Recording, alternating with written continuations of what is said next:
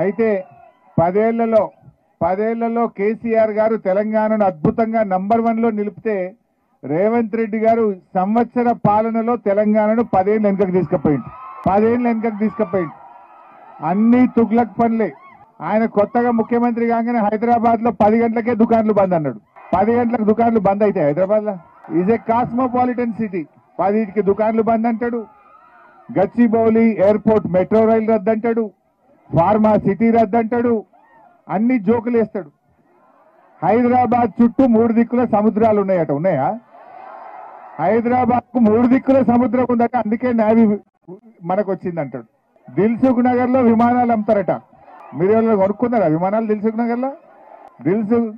నగర్ లో విమానాలు అమ్ముతారంటాడు. పాపం రాజీవ్ గాంధీ కంప్యూటర్ కనిపెట్టిండట. అసలు కంప్యూటర్ కనిపెట్టినోడు ఏం కావాలిగా? సో ఈ రకంగా ఎవరన్నా మన ముఖ్యమంత్రి మాటలు టీవీలో ఎగ్జామ్ గిట్ట రాసేది ఆయన తాగమైపోతారు. ముఖ్యమంత్రి కదా ఆయన చెప్పిందని నమ్మి మీరు గిట్ట ఎగ్జామ్ రాస్తే ఆయన తాగమైపోతారు. పుస్తకంలో చదివింది రాయింది. ఈ రకంగా మన రాష్ట్రం యొక్క పరువు తీస్తున్నాడు ముఖ్యమంత్రి గారు.